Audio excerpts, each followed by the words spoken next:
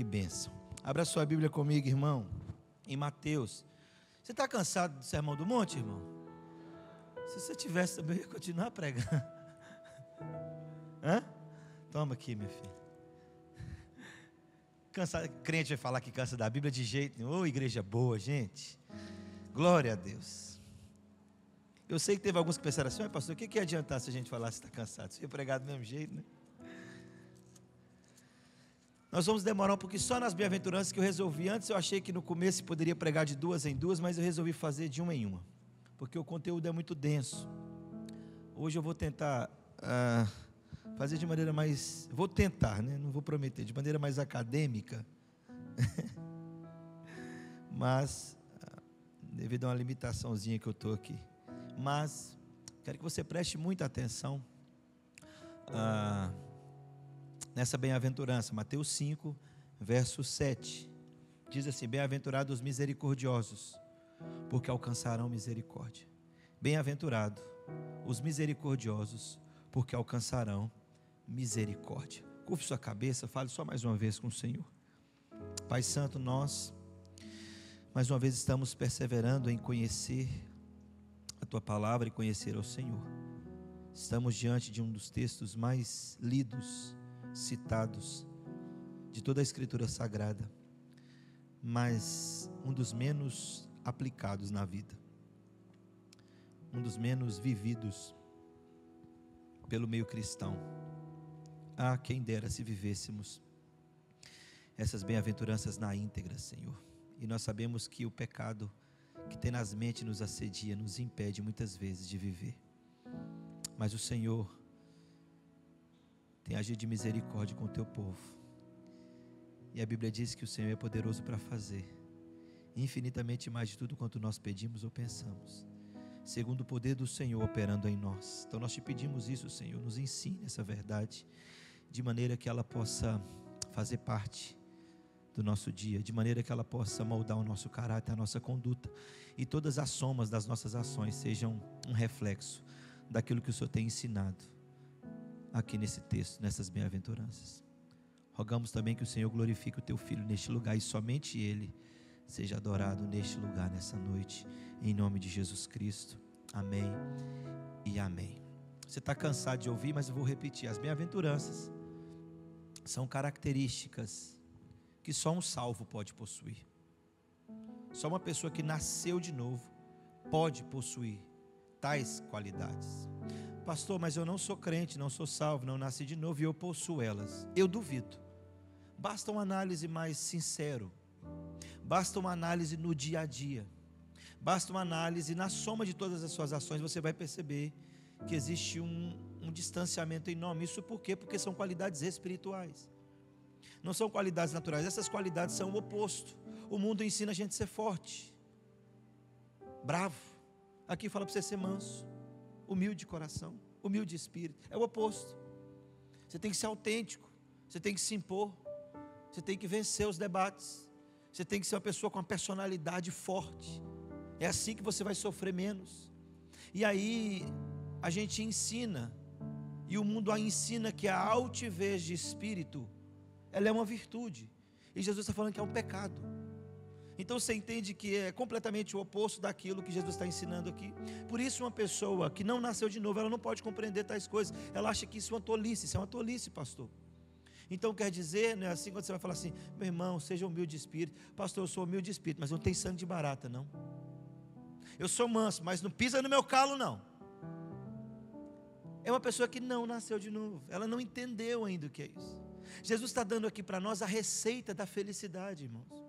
Na década de 90, se eu não estou enganado, acho que foi 80 para 90. Quem sorri vai entregar a idade, então segura o riso. Mas de 80 para 90, houve uma frase que repercutiu no mundo todo. Camisas feitas, até marca fizeram, chamado Carpe Diem. Não é isso? Aproveite a vida, ou seja, sei lá, um negócio assim, né? A tradução está certa? Seja feliz. Hã? Aproveite o dia, isso mesmo. Carpe Diem.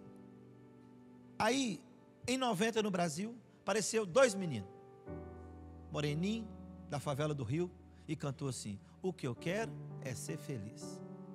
andar tranquilamente na favela que eu nasci. Todo mundo segurando o riso, olha lá. Você é bobo, irmão, a gente já sabe que você passou dos 40, desde você ver. Porque vem disso. E esse negócio abalou a estrutura do Brasil e todo mundo só falava disso, e as camisas e as lojas dos outdoors, Carpe Diem, e a música estourou, a seleção brasileira cantava, e foi um caos, porque no final das contas, de fato, o que todo mundo quer é ser feliz. E Jesus, ele ensinando isso, ele falou, ok, eu criei vocês, eu sei da expectativa do coração de vocês, que no coração de vocês também desejam ser felizes, então eu vou passar para vocês a receita da felicidade. E Jesus então usa a palavra bem-aventurado, mais do que feliz. O problema é que quando Jesus começou a colocar os ingredientes da felicidade, nós falamos, tem uma coisa errada. Porque o que a gente vê, não dá para ser feliz alguém que chora. Não dá para ser feliz alguém que é manso. Não dá para ser feliz alguém que é humilde de espírito, pobre de espírito. Aonde tem sentido nessas coisas? E às vezes a felicidade daqueles que são contrários a esse ensinamento de Jesus é só por uma questão de tempo. Ela não é eterna. E essa bem-aventurança aqui, ela fala de uma coisa interessante, porque essa bem-aventurança agora, se você bem sabe, até a quarta bem-aventurança, Jesus está tratando da nossa relação com Deus. A partir da quarta bem-aventurança, Jesus agora vai tratar da nossa relação com o próximo. Jesus sai agora da ideia de ser para fazer. E é interessante as coisas estarem nessa ordem. Por quê? Porque a partir de agora ele vai falar assim, ó, vocês vão fazer isso, agir dessa forma. E é exatamente isso que o cristianismo ensina. O cristianismo ensina você ser primeiro e depois fazer, porque aquilo que nós fazemos é uma consequência daquilo que nós nos tornamos através da salvação em Cristo. A Bíblia diz que Deus nos salvou e nos escolheu para que andássemos nas boas obras que Ele preparou de antemão para que andássemos nela. Logo, o ser é muito importante. E o ser vem primeiro, e Jesus trata do ser. Fome e sede de justiça, você lembra? Justiça moral, social. Humilde espírito, reconhece quem ele é. O manso trata com isso. Mas agora Jesus começa a falar o seguinte: vocês precisam agir de maneira coerente com aquilo que vocês se tornaram através do Evangelho. É isso que Jesus está falando. E quando ele vai falar de misericórdia, a exigência do cristianismo ensina que as obras que nós realizamos são consequências daquilo que nós nos tornamos. O que via de regra que está acontecendo muito na igreja é que as pessoas querem fazer para Deus sem ser. O que nós cantamos aqui, irmão, o que os meninos fazem aqui no louvor, deve ser só uma consequência da vida deles. Tem muitas pessoas que querem estar ministrando na casa de Deus, subindo nos púlpitos, cantando, sem caráter, sem conduta, sem ser primeiro. E a igreja, porque eu preciso segurar esse irmão, então entreguemos logo um cargo para ele, porque assim, pastor, ele vai ficar na igreja. Ô irmão, essa igreja não funciona assim. Desculpa te frustrar. Ah, se o pastor soubesse o tanto que eu sou bom. Bom? Igual você, tem mais de 10 aí sentado. Porque Jesus exige que nós sejamos primeiro, antes de fazer. Que fazer é só uma consequência disso. Então, porque eu me tornei aquilo em Cristo, criado para as boas obras, então eu executo as boas obras, mas antes de fazer, eu vou ser. Então, aproveitar, o bom desse Sermão do Monte é que dá para você dar umas pastoral. Deixa eu dar uma pastoral para você rápido aqui, para você entender um pouquinho da igreja, sei que só vem no domingo. Aqui nós não ofertamos cargo para a pessoa ficar. Aqui nós não tentamos te segurar a qualquer custo.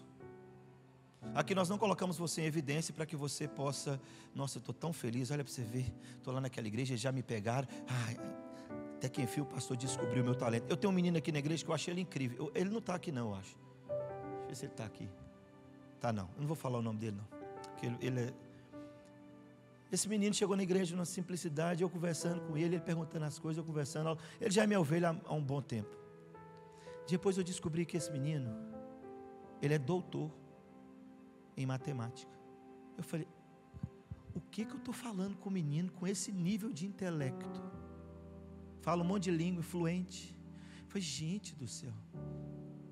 Mas ele estava preocupado em apresentar para o pastor quem ele era e não o que ele fazia. E ele foi vivendo aqui na igreja, de maneira muito simples, simples. E eu sempre, às vezes, cito o exemplo dele, que me constrange. Gente, se eu fosse bom igual esse menino, hein? Aí o pessoal chega para ele e fala, seu fulano, quanto que é tanto mais tanto? Ele vai tirar a calculadora. Ele falou, eu sou matemático, não sou calculadora.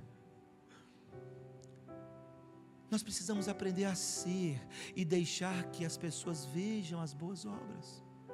Porque a luz ela vai resplandecer em algum momento, ela vai aparecer em algum momento. Nós chegamos nos locais e queremos logo dar nossa carteira. De outra forma, chegou um outro aqui na igreja, mas ele não está aqui, não sei porquê, mas eu conto a história. Como eu não dei o nome dele, você também não conhece. Um dia ele chegou na igreja, ele chegou todo bonitinho, arrumadinho assim,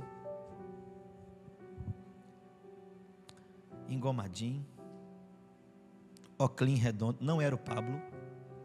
Pablo é uma ovelha querida, todo engomadinho, cabelinho no gel, não é nem na régua, no gel, calça apertadinha, blusa social. Chegou na porta um dia, falou, pastor Júnior, que bom conhecê-lo. Eu falei, amém, filho, que bom, hein? Ele falou, vim aqui porque eu ouvi falar muito do senhor. Eu falei, meu filho, também sou teólogo. Eu falei, primeira credencial dele, também sou teólogo. Partilho da doutrina reformada. E não sei o que. E foi começando a usar um vocabulário difícil, irmão. Aí eu comecei, peraí, o que você está falando? Eu não estou entendendo essa palavra, volta para mim. E aí, pastor, vim aqui porque estou muito feliz com a chegada do senhor na nossa cidade, para compartilhar o evangelho reformado, e Maceió precisa, e nós teólogos reformados, e nós não sei o que. Ele falou tanto que ele era teólogo, que eu falei, senhor, deixa eu fazer uma pergunta para você, antes da gente continuar a conversa. Ele, o quê? Quantas horas você ora por dia?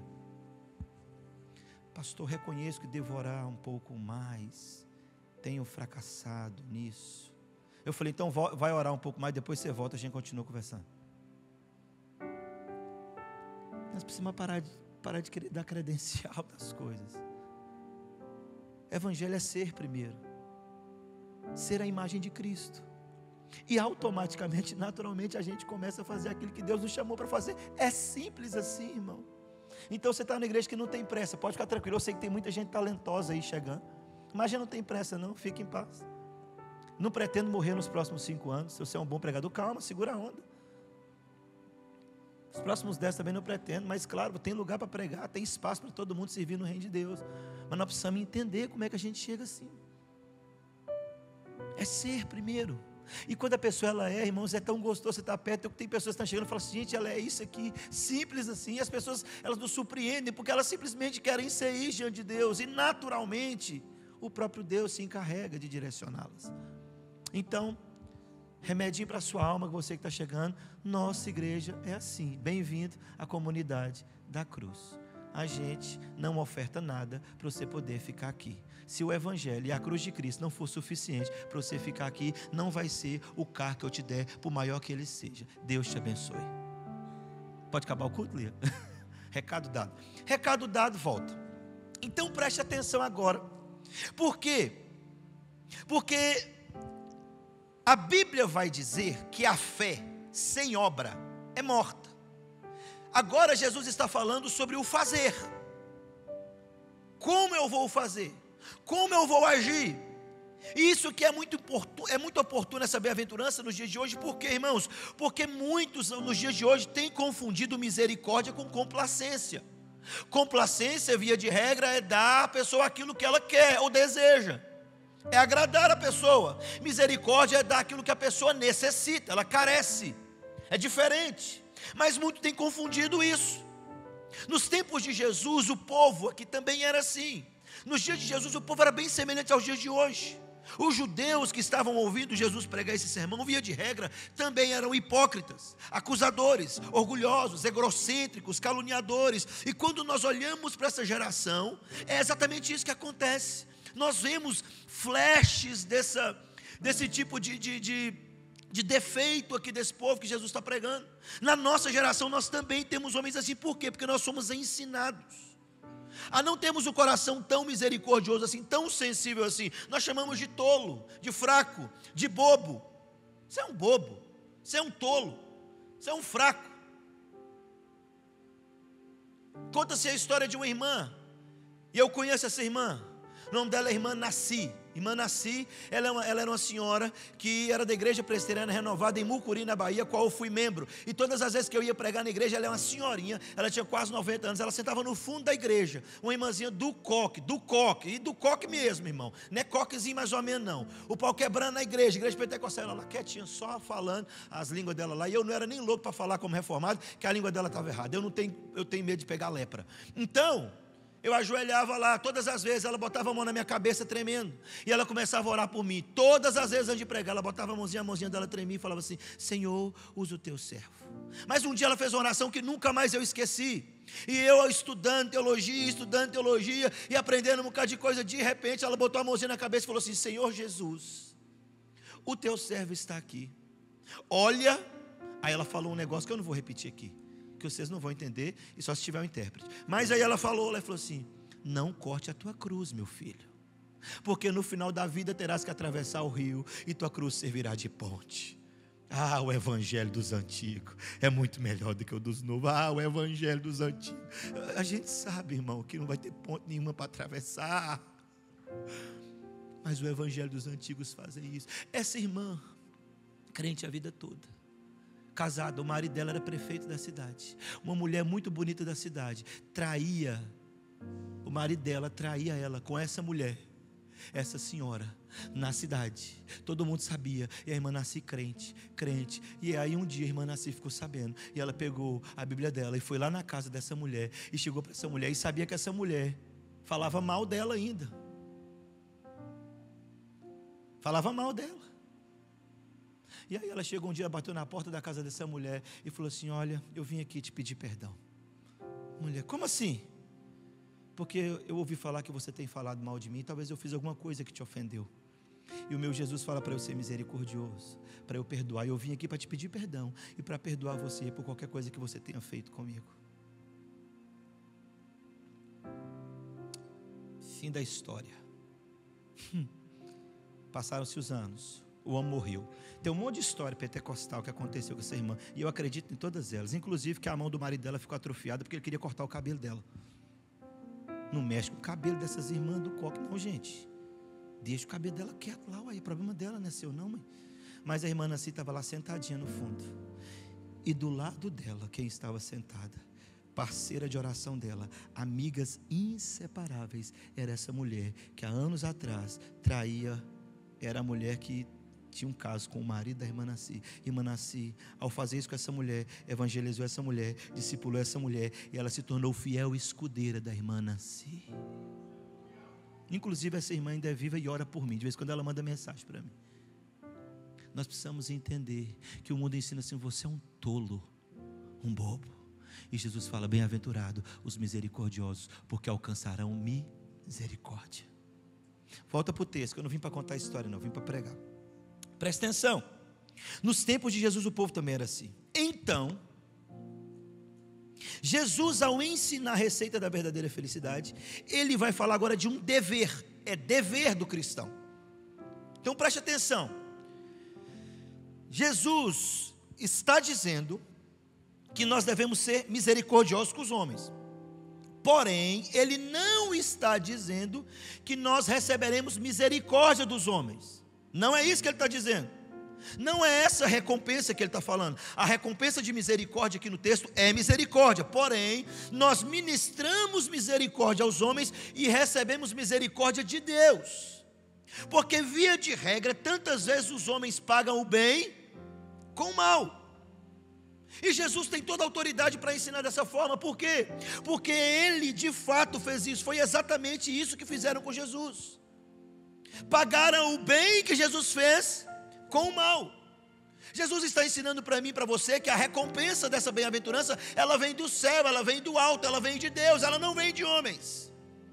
Então quando o texto diz bem-aventurados os misericordiosos porque alcançarão misericórdia, não espere misericórdia de homem nenhum, porque não é essa a promessa, não é essa a recompensa dessa misericórdia. A nossa recompensa, ela vem de Deus. Dito isso, eu quero pensar com você sobre essa misericórdia fazendo algumas perguntas. Quero estudar essa misericórdia nessa noite, fazendo algumas perguntas. Primeira pergunta: o que é ser misericordioso à luz da Bíblia? Qual é o conceito bíblico de misericórdia? Misericórdia é uma definição bem clara e que todos os teólogos concordam. É lançar o coração na miséria do outro. A palavra correspondente à misericórdia no Velho Testamento traz a ideia de você ter capacidade de sentir exatamente o que a pessoa está sentindo. É ver com os olhos da pessoa, é ouvir com os ouvidos da pessoa, é pensar com a mente da pessoa, é sentir com o coração da pessoa. É como se você entrasse na pele dessa pessoa. Isso é misericórdia. Misericórdia é condoer-se de alguém que está em estado de miséria. Isso é misericórdia.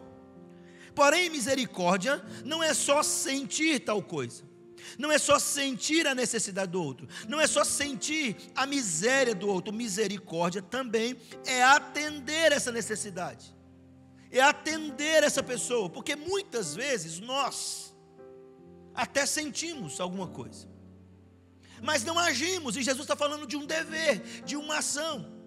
Exercer misericórdia é uma ação, não é um sentimento. Eu sinto isso, mas se eu não devolver esse sentimento em ação, não pode ser misericórdia.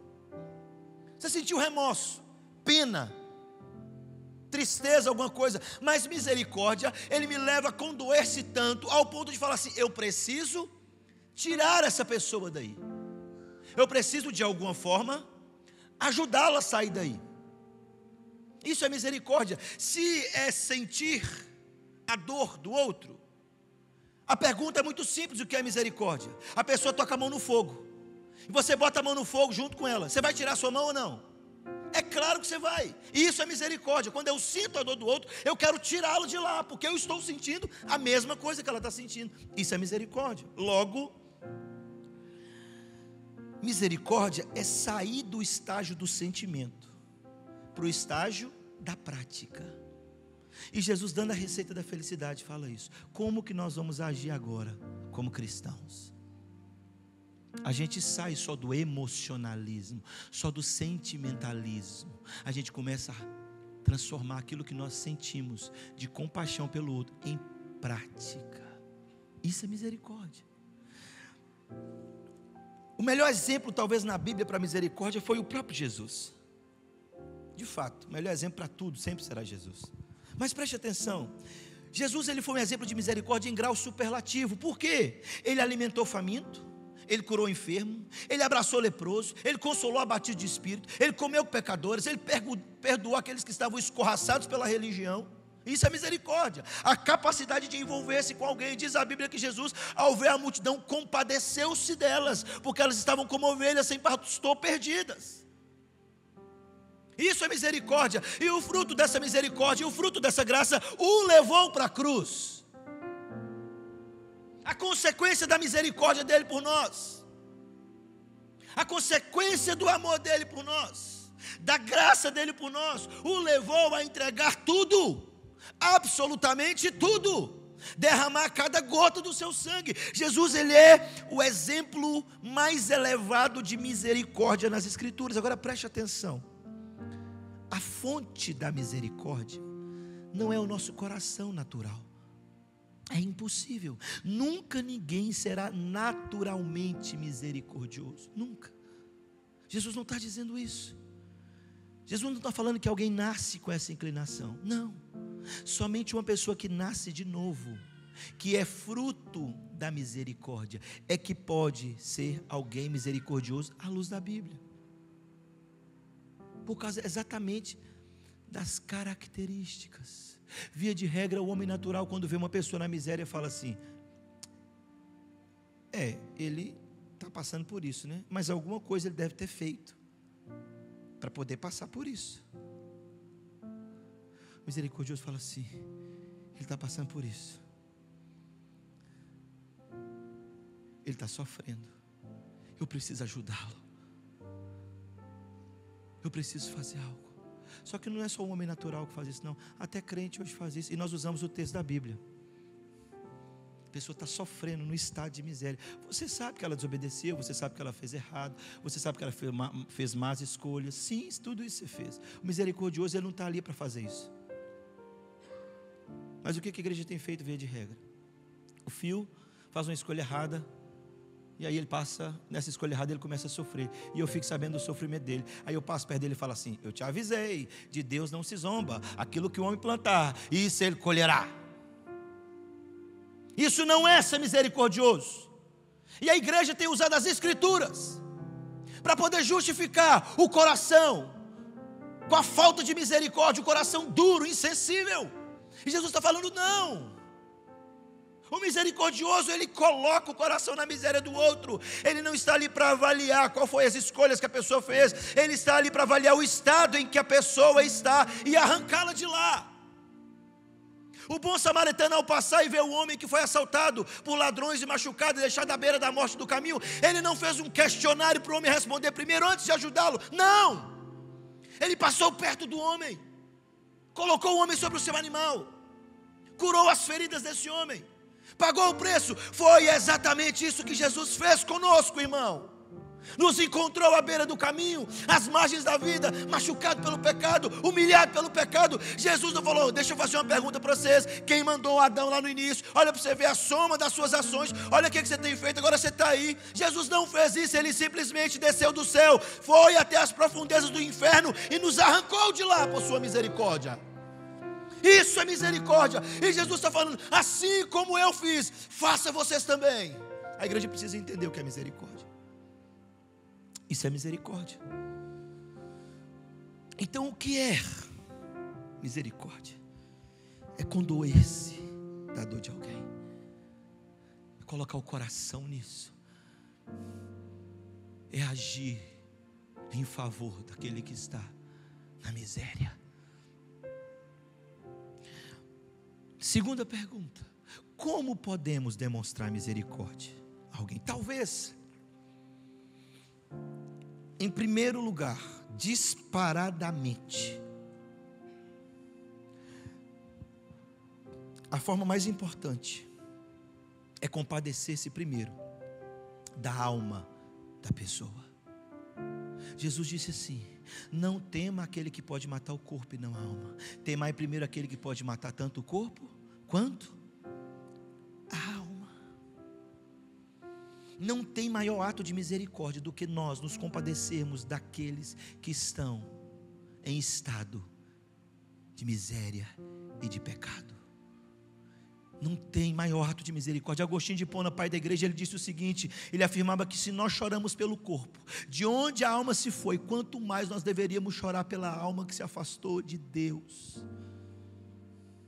Logo, meu irmão, exercemos misericórdia quando alertamos pessoas sobre o estado de pecado em que elas se encontram. Exercemos misericórdia quando anunciamos que o Senhor está voltando e que existe juízo para eles. Exercemos misericórdia quando falamos do inferno. Que isso, pastor? Sim.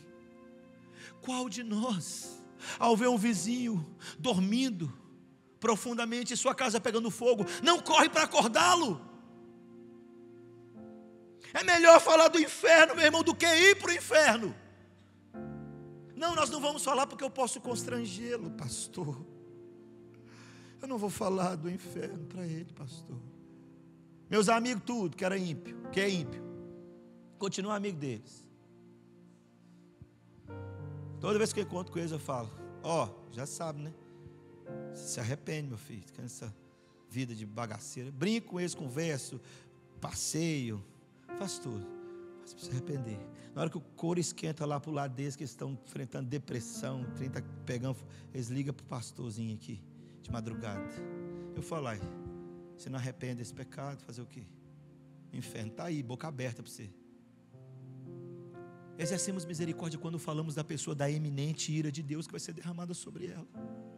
Você está vendo a pessoa no estado de miséria, caminhando para o precipício, e você simplesmente olha e fala: não posso constrangê-la, foi o caminho que ela escolheu. Não.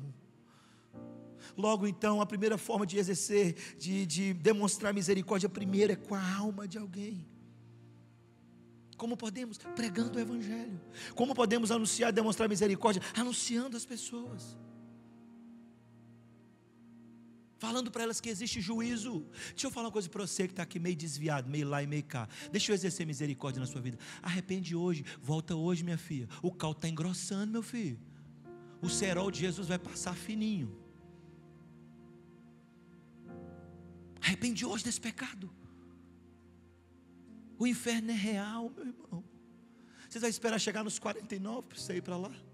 Não, se eu for lá, pastor, dou um jeito. Não, não tem jeito não. Não tem como voltar não, meu filho. Arrepende hoje disso. Deixe essas mazelas hoje. Deixe esse pecado hoje. Reconcilie-se com o Senhor hoje. Entregue a sua vida para Jesus hoje.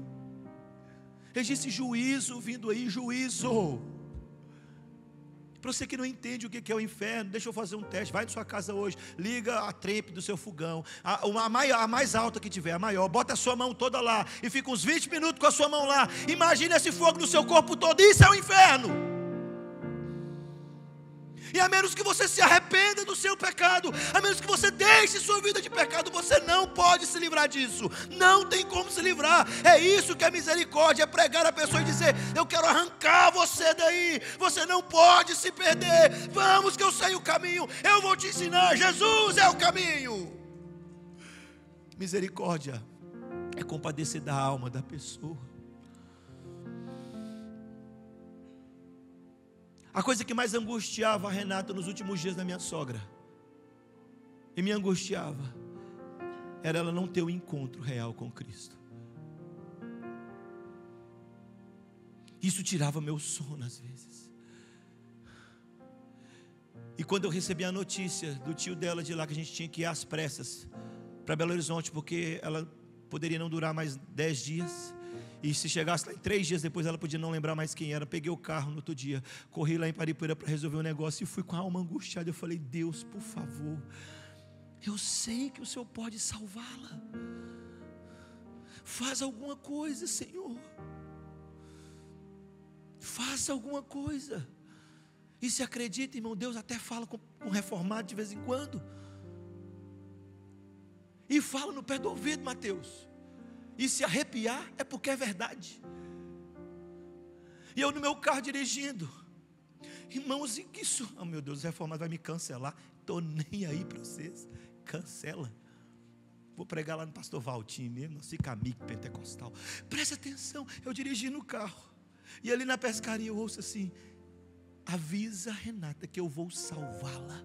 E eu comecei a tremer dentro do carro, encostei o carro, o povo buzinando, quase bati o carro, encostei, comecei a chorar, liguei para Renata, falei: Renata, Deus falou comigo. Ela: o quê? Eu falei: Deus falou comigo. Ela: onde você está? Eu falei: Deus falou comigo. Ela: meu filho, onde você está? Eu falei: Deus falou que vai salvar a sua mãe, e vai fazer de uma forma que você vai ter paz, vai descansar.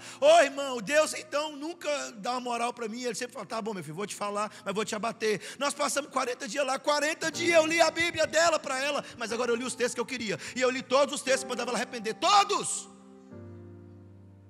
E ela nem tchum. Eu falei: meu Deus, não é possível. E eu lia: porque Deus amou o mundo, só entrega a sua vida para Jesus. E comecei a ler os textos tudo. Aquele que confessar o Senhor Jesus como único, falando, e lendo, e Duda cantava, e eu cantava, e lendo, e nada. Eu falei: Jesus tem misericórdia. Eu tinha que fazer um casamento, voltei para Marcel, deixei Renata lá. Na madrugada que eu volto, que eu estou no aeroporto, só para humilhar. Renata passa a madrugada, ela está agitada. E Renata tem uma experiência no quarto com ela a madrugada toda. Ela olhou para Renata e falou assim: agora eu entendi tudo. Eu entendi. Renata: mãe, a senhora entendeu que é só Jesus? Entendi que é só Jesus. A senhora entendeu que só Ele? Entendi tudo. Agora eu posso descansar. Eu entendi tudo. E Renata então descansou em paz. E ela me liga falando isso. E eu dentro do avião comecei a chorar. Eu falei: Deus, o Senhor é demais. demais. A melhor forma de exercer misericórdia para uma pessoa é você orar por ela, é você pregar para ela, é você anunciar o desígnio de Deus para ela e dizer que existe justiça de Deus vindo e ela precisa se arrepender hoje do seu pecado, hoje. Isso é misericórdia. Como podemos demonstrar misericórdia? Segunda coisa, sendo misericordioso com aquele que nos ofende. Via de regra, irmão, nós sempre conseguimos ser misericordiosos com pessoas que amamos. Não queremos ver o que amamos sofrendo, não queremos ver o que amamos passando dificuldade, não queremos ver os que amamos em estado de miséria. Mas e os que nos ofendem? Jesus não mandou ser misericordioso com quem nós amamos somente, mas com todos. E aqueles que nos fustigam, meu irmão, preste atenção. Estevão orou quando estava sendo apedrejado pelos seus algozes. Ele disse: Pai, não lhes impute esse pecado. Estevão está falando assim: Pai, eles estão com raiva por causa da sua palavra, mas eles não sabem o que estão fazendo. Não compute esse pecado para eles, Senhor, perdoa eles disso. Será que nós faremos a mesma oração? Então preste atenção, querido. A Bíblia diz que nós devemos orar pelos que nos perseguem, abençoar os nossos inimigos. Se aquele que nos maltrata tiver fome, temos que dar de comer. Se ele tiver sede, temos que dar o de beber. O misericordioso, meu irmão, ele perdoa a ofensa. O misericordioso não registra mágoa. O misericordioso, ele não guarda rancor. O misericordioso, ele não armazena ira. Porque quem não perdoa não pode ofertar. Porque quem não perdoa não pode adorar. Porque quem não perdoa não pode ser perdoado. Quem não perdoa adoece. O misericordioso, ele não guarda essas coisas. Quem não perdoa não pode ser misericordioso. E preste atenção, meu irmão, escute isso aqui. Se você é tal pessoa, mude hoje, se arrependa hoje. Porque Tiago capítulo 2, verso 3 vai dizer o seguinte: porque o juízo de Deus é sem misericórdia para com aquele que não usa de misericórdia. Deus não terá misericórdia daquele que não usa de misericórdia. E a palavra de Deus não erra, meu irmão, ela não falha. Não brinque de evangelho, não brinque de cristianismo. Não brinque de ser cristão. O Sermão do Monte está me ensinando a mim e a você. Subimos um degrau um pouco mais. Para de achar que tudo é relativo. Não, não é relativo. A Bíblia não é assim. O relativismo da Bíblia é muito simples. Aquele que não é por mim, é contra mim. E aquele que comigo não ajunta, se espalha. Não tente como ter compatibilidade de luz com trevas, santo com profano, não tem. Você precisa acordar para isso, meu irmão. É por isso que quando eu prego, eu quase infarto mesmo. Graças a Deus, olhando isso, falou assim: meu filho, eu vou soprar um monte de médico para aquela igreja, porque qualquer coisa eles já estão lá. Mas eu estou pregando como um homem que está morrendo, irmão, porque você está morrendo. Eu estou pregando como um homem que aguarda a expectativa da volta de Cristo, porque Ele está voltando. Eu estou pregando como se fosse o último dia da minha vida, porque eu não sei se hoje é o último dia da sua vida. Se você não age com misericórdia, o juízo de Deus é sem misericórdia. É isso que Tiago 2,13 está dizendo. Porque com quem devemos ser misericordiosos? Também devemos ser misericordiosos com os necessitados. Salmo 41 diz: bem-aventurado aquele que acode ao necessitado. O Senhor o livra no dia do mal. O Senhor o protege, preserva-lhe a vida e o faz feliz na terra.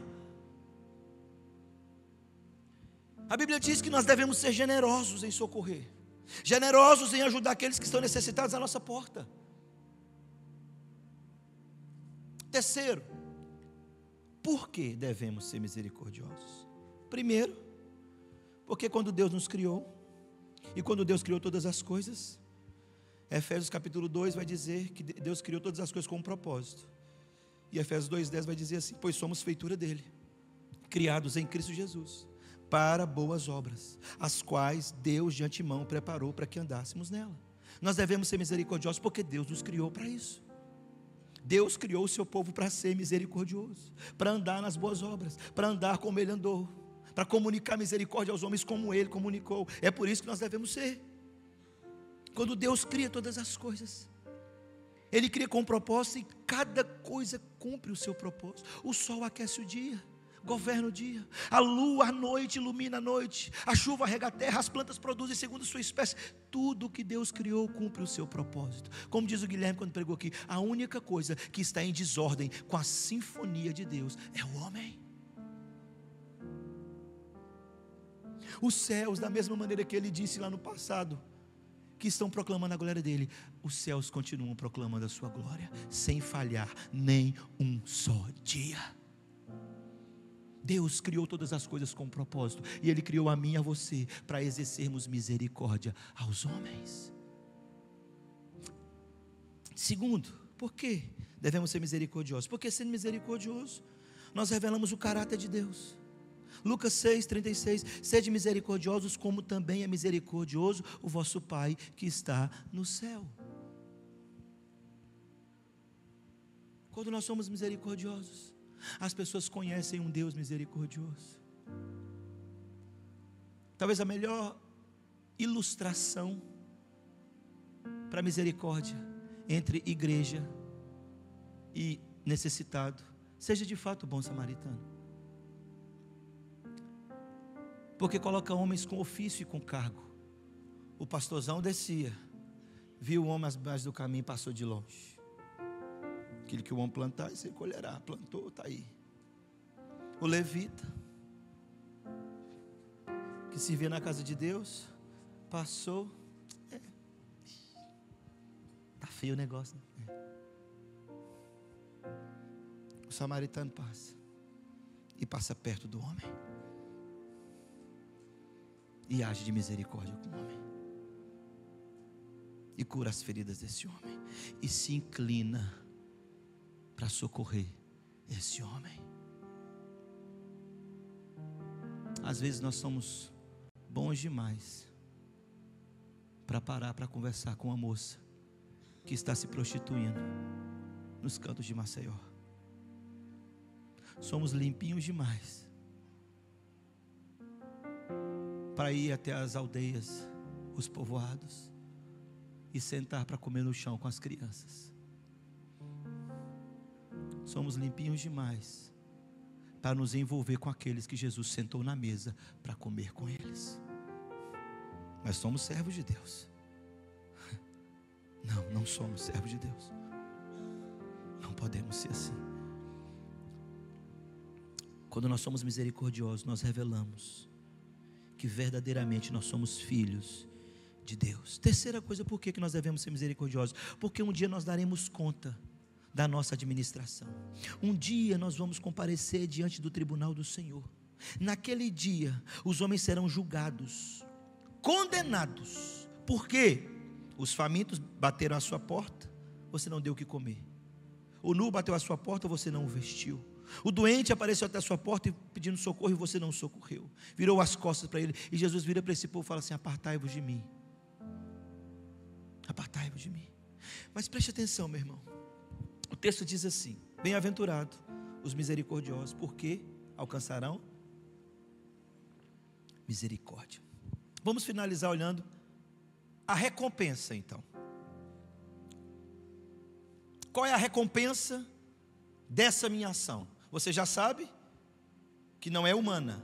Nós comunicamos misericórdia ao homem, recebemos misericórdia de Deus. Mas qual é essa recompensa? Não existe ninguém tão rico que não possa receber. E não existe ninguém tão pobre que não possa dar. E quando Jesus vai falar sobre a verdadeira felicidade, ele diz assim: mais feliz é aquele que dá do que aquele que recebe.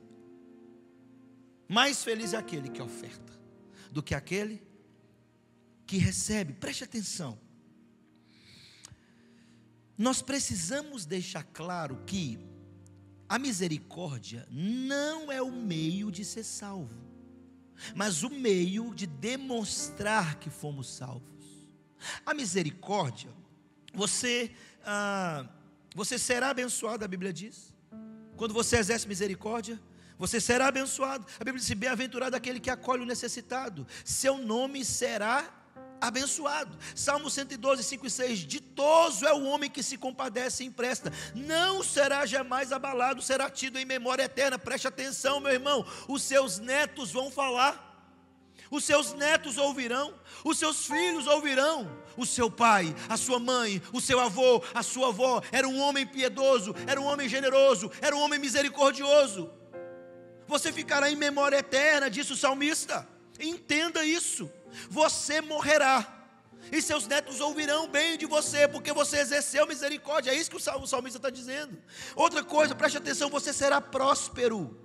Salmo 11, 25. A alma generosa, essa prosperará. Oh, que coisa boa.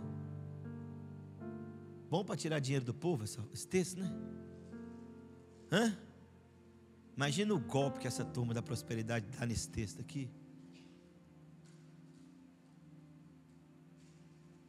Prosperidade não tem a ver só com dinheiro não, meu filho. Não é isso que a Bíblia está dizendo, mas tem gente que acredita, então vai tudo certo. Ser misericordioso é ser generoso nas necessidades das pessoas. Mas não é só recompensa na terra aqui. A recompensa também vem no céu, é no porvir. É fato, preste atenção, que nós somos salvos, não somos salvos por sermos misericordiosos e generosos, é fato. Nós não somos levados ao céu pelas boas obras que praticamos, é fato. Mas as boas obras que praticamos, nós levamos elas para o céu. Sim, Apocalipse 14, 13 diz que as boas obras nos acompanham.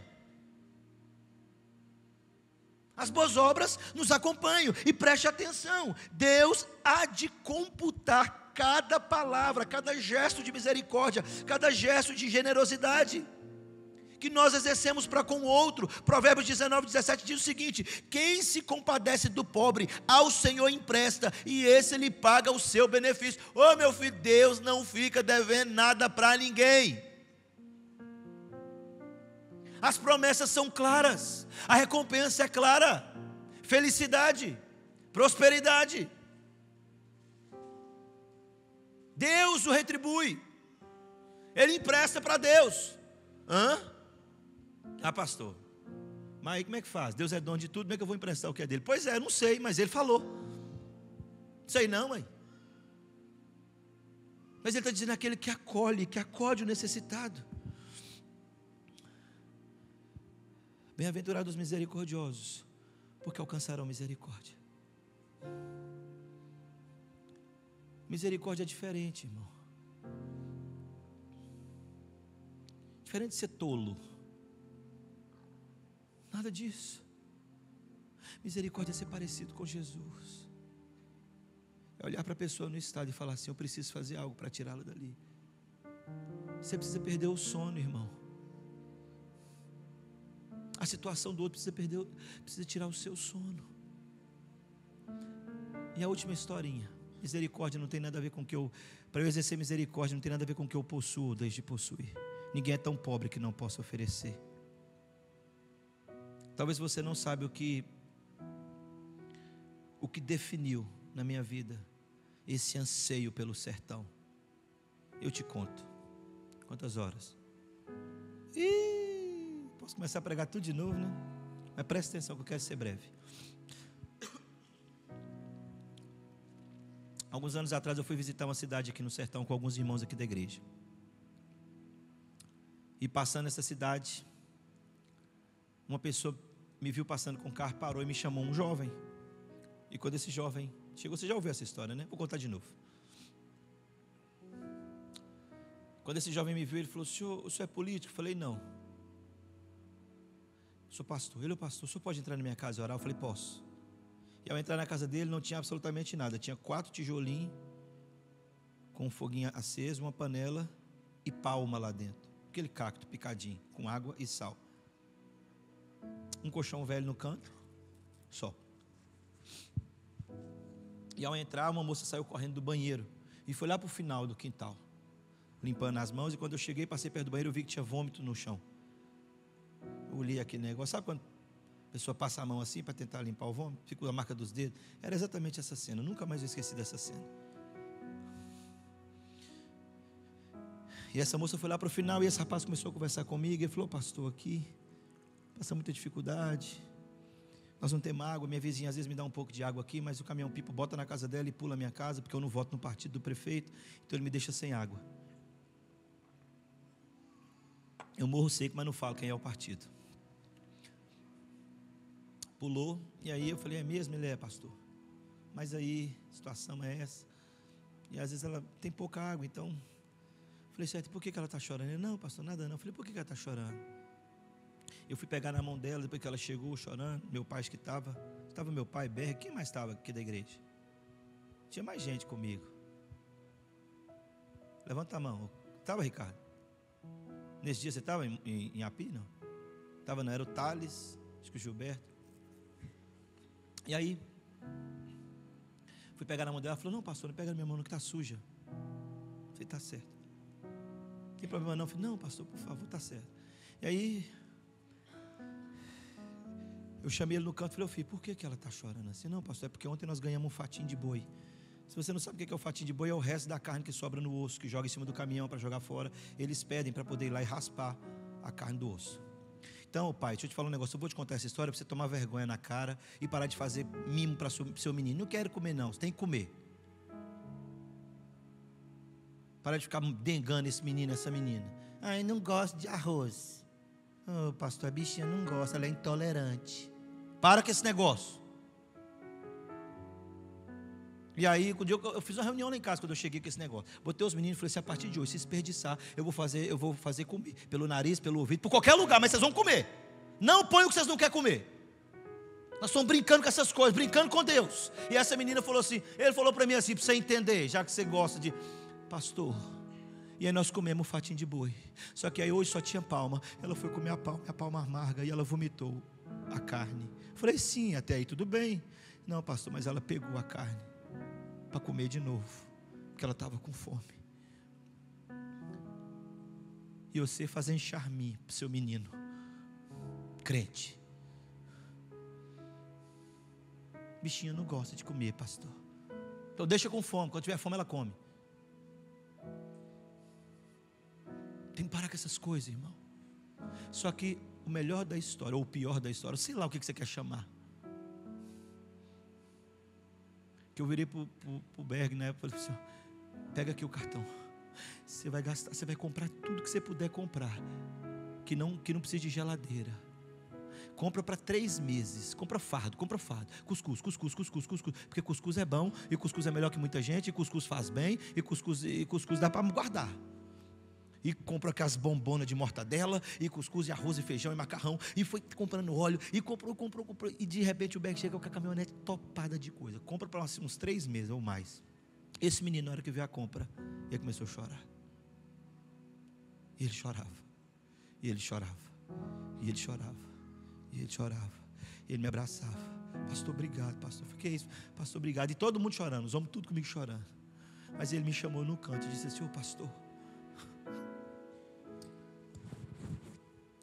ô pastor, eu posso dar um pouco para minha vizinha? Que ela sempre me ajuda quando eu preciso aqui, pastor. Posso dar um...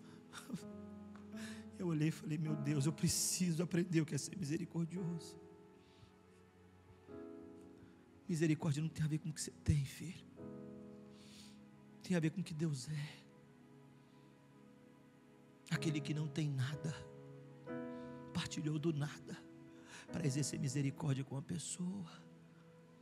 E nós ainda brincando de evangelho, brincando de ser crente, brincando com as coisas, brincando com o alimento que Deus nos dá, jogando fora, fazendo...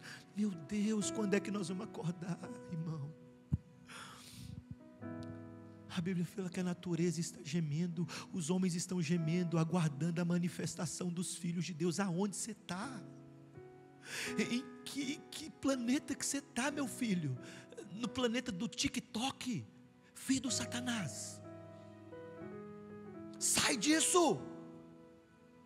As pessoas estão famintas, mas preste atenção, hoje eu não vim aqui em paz, meu irmão, é para tirar sua noite de sono mesmo, eu não estou nem aí. Só tem 2 coisas que eu e você vamos ouvir naquele dia: E Jesus deixou registrado isso aqui em Mateus 25. Não acredita? Abre a Bíblia comigo. Mateus 25, 34 a 46. Abre e você vai ler, por favor. Mateus 25, 34 a 46. Só tem duas coisas que nós vamos ouvir, meu irmão. Não tem outra coisa. Acorda, meu irmão. Mateus 25, de 34 vai dizer assim: então dirá o rei aos que tiverem à sua direita: vinde benditos de meu Pai, entrai na posse do reino que vos está preparado desde a fundação do mundo. Essa é a primeira coisa que você vai ouvir. Olha o que você vai ouvir: porque tive fome, tive sede, me deste de comer, me deste de beber. Eu era forasteiro e você me hospedou. Eu estava nu e me vestiu, enfermo e foi me visitar, preso e foste ver-me. Então perguntaram ao Senhor, os justos perguntaram ao Senhor: quando foi que tivemos com fome, te demos de comer, ou com sede te demos de beber? E quando tivemos forasteiro e te hospedamos, Senhor, ou nu e te vestimos? E quando foi que tivemos enfermo ou preso e fomos visitá-lo? O rei respondendo lhe disse: em verdade eu vos afirmo que sempre que fizer a um destes meus pequeninos irmãos, a mim fizeste. Essa é a primeira coisa que você pode ouvir nesse dia. Mas tem uma segunda coisa: então dirá o rei também aos que estiverem à sua esquerda: não sei porquê, apartai-vos de mim, malditos, para o fogo eterno, preparado para o diabo e seus anjos, porque tive fome e não me deste de comer, tive sede e não me deste de beber, sendo forasteiro não me hospedaram, estava nu, não me vestiram, achando-se enfermo e preso, não foi me visitar. E vendo, lhes perguntaram: Senhor, quando foi que tivemos assim, com fome, com sede, forasteiro, nu, enfermo ou preso, e não te assistimos? Então Jesus lhe respondeu: em verdade vos digo que sempre que o deixaste de fazer a um destes meus pequeninos, a mim deixaste de fazer. E irão estes para o castigo eterno, porém os justos para a vida eterna. Bem-aventurado os misericordiosos, porque alcançarão a misericórdia de Deus. Qual das duas coisas você vai ouvir naquele dia? Ok, você pode ouvir essa mensagem como mais uma reflexão e achar: nossa, que eloquência do pastor. Estou nem aí para minha eloquência. Eu não estou aqui para você poder avaliar como eu prego, meu filho. Eu estou aqui para anunciar para você: você precisa se arrepender hoje.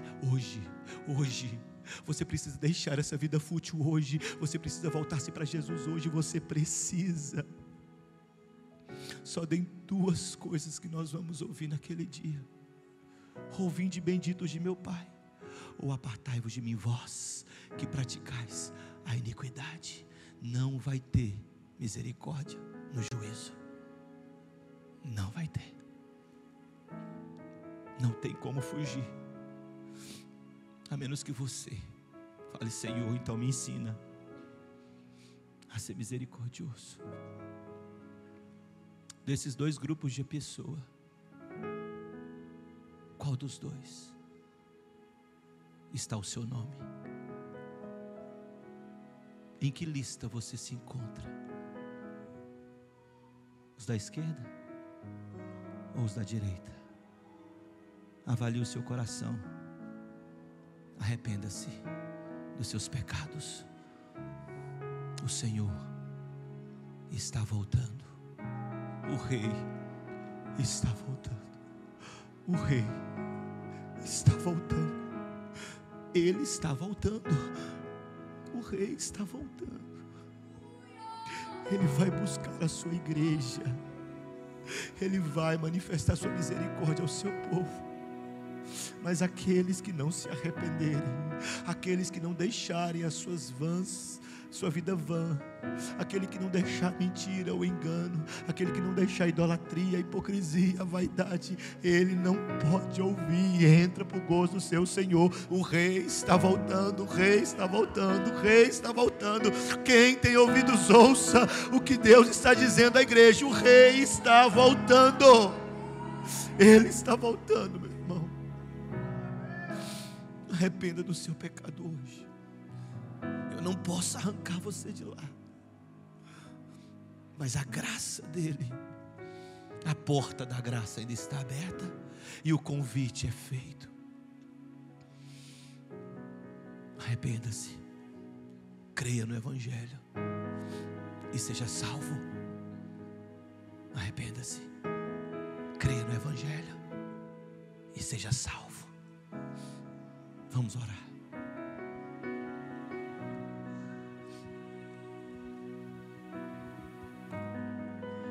Bem-aventurados misericordiosos, eles alcançarão misericórdia.